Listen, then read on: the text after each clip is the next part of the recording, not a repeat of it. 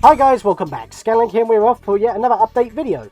As you know, we haven't actually started a new Let's Play on the channel since Legend of Zelda A Link to the Past and Four Swords last year with my bro Master Aaron, where we finished them both, barring the bonus episodes of the DSi remake, which is on the Anniversary Edition, which is not downloadable anymore.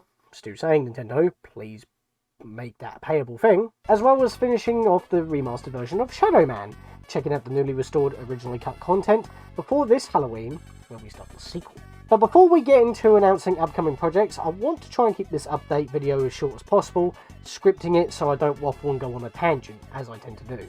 As mentioned, the channel hasn't been really active recently. That's primarily due to focusing on collaborations this year, when I originally intended to be focusing on redos this year.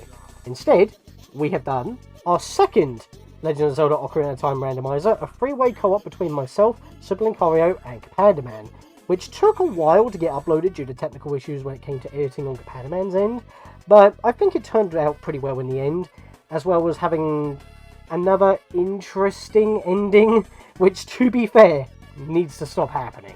Our live and blind reactions of Deltarune Chapter 2 that Toby Fox dropped soon after Undertale's 6th anniversary out of nowhere. Best chapter so far, we could not stop laughing our heads off. It was too funny and hilarious. And potassium and all that. Chris, get the banana! But it answered some questions I had at the end of Chapter 1. But of course, it also added questions that we may not get the answers until Chapter 3.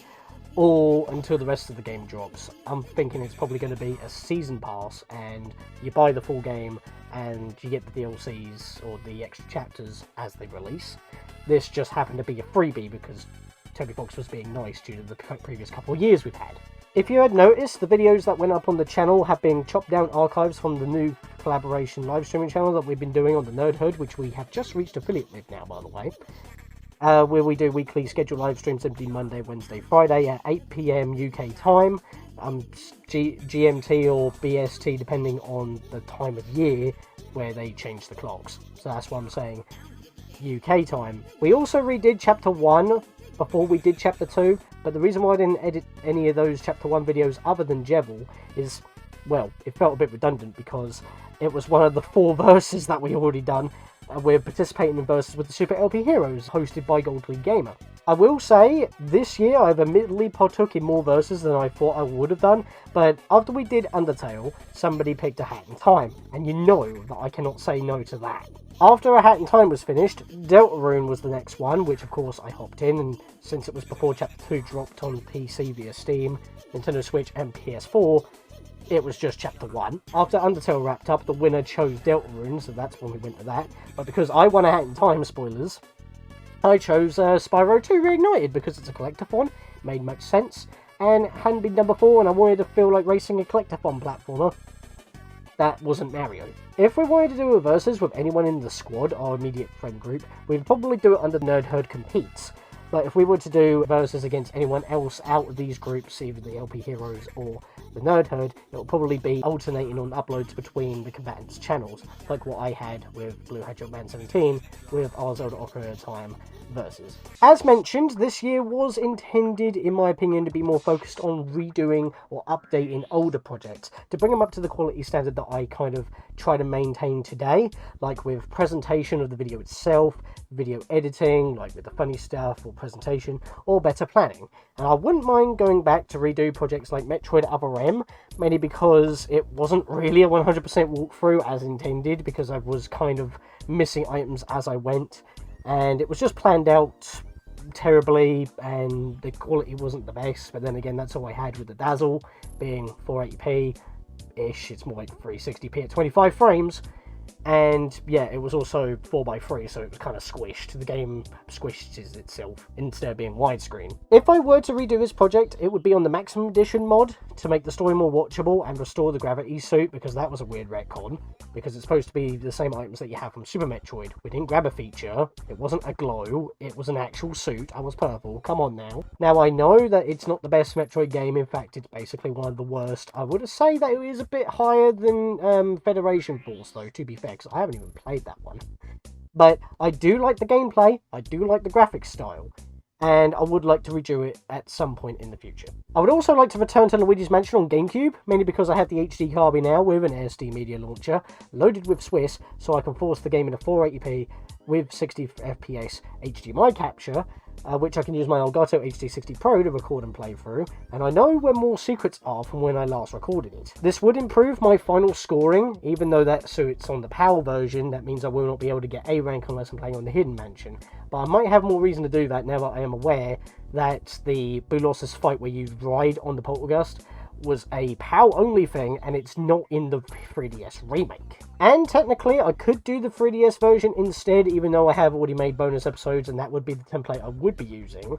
My brother Master Aaron suggested that we should do a collab playthrough on the game on his channel, which would mean that we would get to do both versions, which would be different in context, and it would also be visually different. The best thing is, as well, is that basically both versions of the game are canon simultaneously. It's Luigi's Mansion 1, then 2 Dark Moon, Luigi's Mansion 1 on 3DS, because Gooigi is sent there to be, you know, as an experiment to be improved upon in preparation for Luigi's Mansion 3, where he's a main gimmick. Super Mario Bros. Special was covered via the fan-made remake, which was created in Super Mario Maker 1, but the Wii U version is now basically, unfortunately, dead.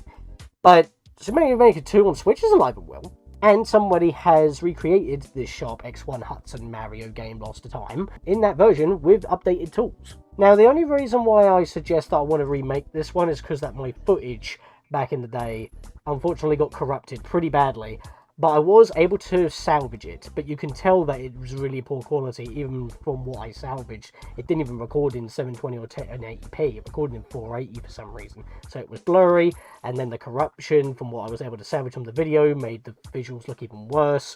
And even though there is an NES version as well, like an actual modded version, like a ROM hack as it were, I have the choice between either doing that, which I covered in the bonus episode, or I can actually play the remake in an official capacity on Super Mario Maker 2.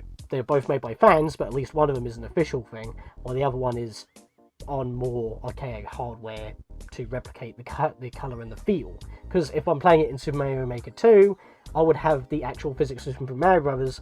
On NES, but if I played the NES ROM hack, the physics are changed. So I've got to weigh the options on that as well. Either way, it would be a quick one anyway. I can do it all in one sitting like how I did the original.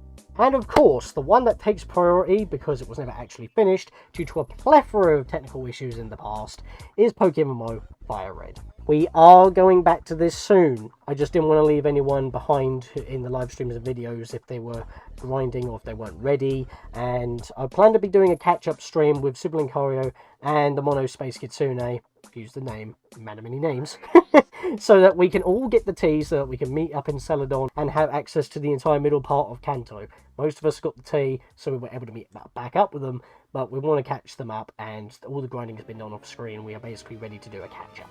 Kazu will be continuing to stream on the Nerdhood, so please keep an eye out on this schedule on social media, as well as for when I myself announce it here on this channel. Perfect segue to the next segment. These are the live stream announcements for this week of Halloween for our Twitch channel for Let's Play projects, of which I will be editing down for the YouTube channel in the likes how I normally edit my videos in the main Let's Play format. On www.twitch.tv/ScatlinkSean, this year's Halloween, 31st October 2021 at 6 PM BST UK time, we'll be starting ShadowMan's Second Coming. I mean, you knew it was coming. Ironically enough, I've been hyping this up since we finished the original ShadowMan, and, you know, it's been 2 years since we started ShadowMan 1, and then it's, well, since I started it pretty much the beginning of this year for ShadowMan Remastered, so it's about time we get on to the sequel. Now, unfortunately, I have been spoiled a little bit already, because obviously I have to make sure that the game works and it boots up. I can get the settings work and go through Component, so I can capture it with me Roxio. But then I had a thought. Why not try and use the Roxio as a pseudo-glorified component to HDMI converter and just use the TV output pass-through, put that into the Elgato, and then I can capture it with any delay. And it works. So I'll be able to look at this and I'll just do it all here, and I'll have chat on screen so I don't have to keep looking away and I'll miss bits. So that's mighty convenient, and yes, the game does work in Component. I may have spoiled myself at the beginning, like, because I had to watch the first cutscene just to make sure that the game played well and I'm happy with the controls, which there is a control scheme that I am happy with, thank God. So, and it actually answered one of my worries at the end of ShadowMan 1, so you're going to be spoiled on that, but I'm really happy, so I'm excited for this. Plus, by not using the Roxio, I don't have to worry about trying to sync up or delay my audio for both Discord as well as my microphone or even webcam if I use it to sync up with the game in a 2-second delay. However, the day before on Twitch/Scatlink Sean, on October 30th, Hallow-Eve as I like to call it, at 6 PM BST, because I'm free all weekend, we're going to be reattempting a live, real-time, 100% walkthrough of The Legend of Zelda Ancient Stone Tablets. I've got it on my SNES Mini, I modded it before, I'm reattempting it because I have tried in the past and I'm not using the old layout, I've got a different one. And the game is basically split into 4 weeks, or 4 chapters as you say. 4 separate downloads back in the day on the Satellaview BSX broadcasting service, which would be like the unit that fits on the bottom, and a cartridge for downloads that would be popped on the top. You would have to download your stuff every time. It's basically like online, but it was done through radio waves. I had to mod this so that it would actually have the SRAM sync to all 4 games, all of them as the same file name, so it all connects properly. So I don't have to like rename and sort all that all out, it handles it by itself. But this game is basically a pseudo sequel to A Link to the Past that happens probably like a couple of years after. Maybe when Link was off in Link's Awakening or something, because that's what I think was the plot written around, which is why you're there and Link is missing. But it was an extremely limited time sequel because you could only play it like, what, I believe 2 times. There was like 2 runs of it, and obviously every week you would get a chance to play it again. But it happened at like 6 PM in Japan, so you literally had to play it in that hour or you wouldn't hear it, because it broadcasts voice acting and it like has timed events when you go through. Obviously the modified and hacked versions has been brought back from fans to preserve it and to actually make it playable, because Nintendo haven't chucked it on the Super Nintendo online service for whatever reason. It could be either downloaded or streamed through the cloud or something. I don't know, but fans have also made an audible version that uses, I think, the MSU2 mod pack chip or something that allows the Super Nintendo to actually play FMVs and proper music, and basically they've got like all the FMVs as well as fan-dubbed version of the broadcast to play alongside the game, and the time starts as soon as you start to when you end. The version I have is the non-audible version, so it saves every minute, so you can reload and you'll start back on that minute.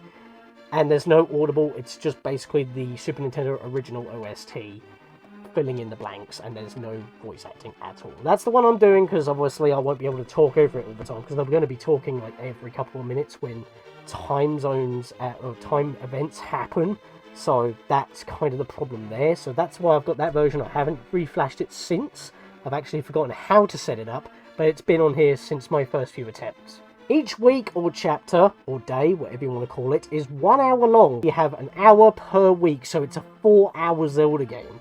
It's short, but it's frantic and fun, and it is a Zelda game lost to history. It's also a game I've been wanting to cover for a while. It's just I've got to time manage very well. It's not difficult, it's just hard to do everything, because there's a couple of random elements that can really take you for a swerve.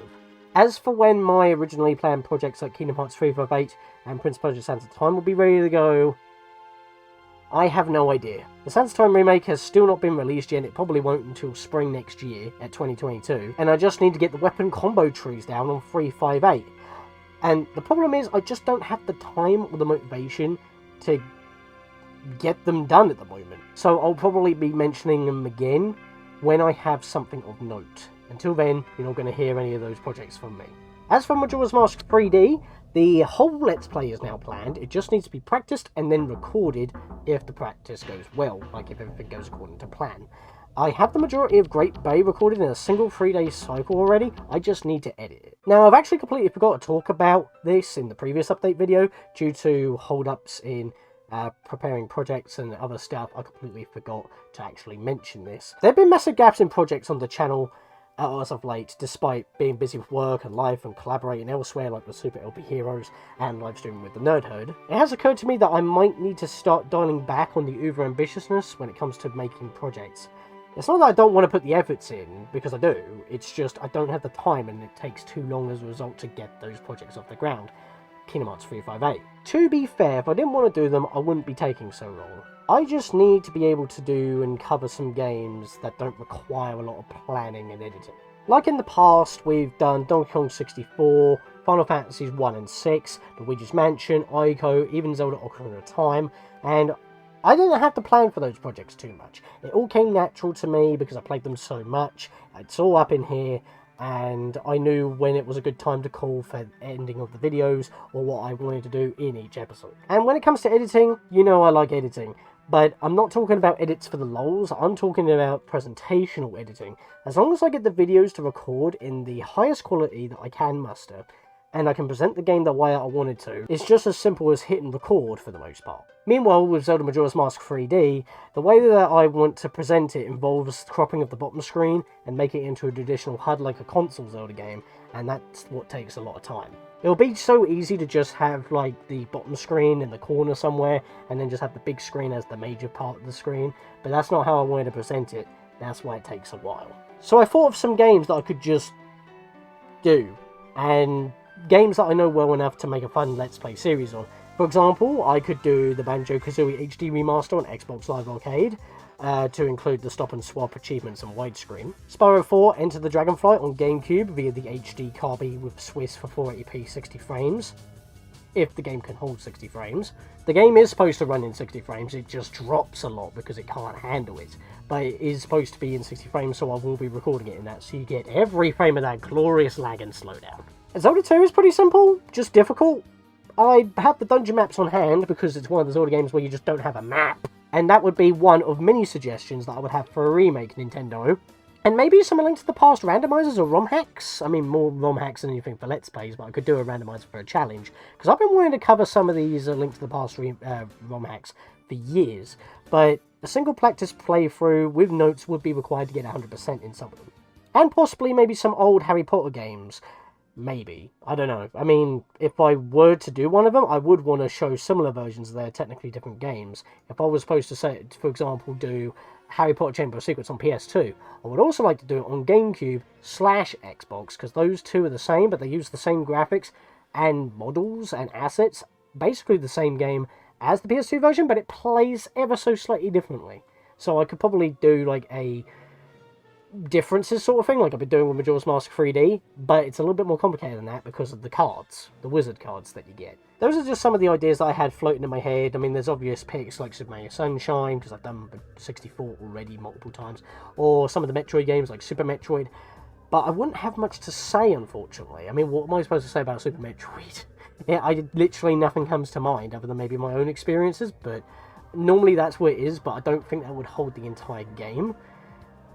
In my mind, I can't see it, so I wouldn't have much to say, but I could do some of these games as what I tried to do back last year with Nostalgic Trips live streams, where I play a game that I want to cover as a Let's Play, but I don't think I have enough to say or work with to dedicate a series of videos to. Kind of like a long play, if you will, like I did with Sabrina's Sprat Attack. That was pretty much the only Nostalgic Trips kind of thing that I did. Special border dedicated to that, only did the one stream that made it special. But yeah, I could probably do that for individual games, if for games that I want to cover but I can't or don't feel like I can dedicate a whole series of videos to it. It'll be a lot easier and probably more enjoyable as well. Let me know if you want me to do that for certain games like Super Metroid or stuff like that. Also, I wanted to bring up, let me know which of the 2 fan-made sequel mods for One Shot that I should do. Yeah, it's been a while since we talked about One Shot, innit? They're on Steam right now. You can just, like, type it up in the search and they come up as separate games, but you do need One Shot in order to play them. But I don't think it patches it over the original game. I think they act as separate games because they're not in a mod workshop sort of thing where it's patched onto the game, like it is with A Hat in Time or Gmod. The 2 mods are Aftermath, which takes place a year after the Solstice run, and Fading Memory, where One Shot's breaking down more for some reason. More Halloween themed on that one, but I think I prefer Aftermath more because it's like a true sequel sort of thing, or at least that's how it's worded. They're both called sequels, but one seems like a remix, like a redo sort of thing, ironically enough. Well, the other one actually feels like a sequel because it's supposed to take 1 year after Solstice, which makes a lot of sense. I don't know if I want to leave it for another Halloween project, and I'm not sure if I want to live stream it, mainly because we've been doing a lot of video live stream archives into smaller videos as of late, and I want to go back to recording videos proper, and when it comes to one shot, it just makes sense for to doing it on your own, really. It's like a personal journey with you and Nico, you know what I mean? That's kind of like the theme of the game. You're supposed to get attached, and I'm not supposed to be talking to other people about it. It's supposed to be your adventure. So, just like how I did the Let's Play one shot before, I was debating, do I want to live stream it during when I was playing it, and it probably would have helped when it came to the water vial, but I think the experience is a lot more best experienced when you're on your own and doing it blind. So, that was kind of the reasoning on that one. Anyways, other than Sora from Kingdom Hearts being the last character announced for Smash, of which I will have a replay for him soon, N64 being broken on Switch with a huge unnecessary paywall, and the fact that Challenge Roads on a Hat in Time have actually ceased for a while, despite there being free tie-in stickers for other games that you need to buy, Psychonauts and Here Comes Nico, not the same Nico for one shot, but you know what I mean. I still need to get those games, and I haven't been doing mods mainly because I haven't been in the mood to, and I put off the Sonic ones until the next Sonic one comes out. That's going to be a big one. But other than that, that's all there is for now. So with that, I hope to see you guys in chat for when we go live on Twitch for an attempt of Zelda Ancient Stone Tablets at 6 PM UK time on Hallow-Eve, 30th of October. The start of ShadowMan 2 Second Coming at 6 PM UK time on Halloween, 31st of October. And PokeMMO or anything else that we decide to cover over on the Nerdhood, scheduled or otherwise. I hope to see you in chat, and I'll see you guys then.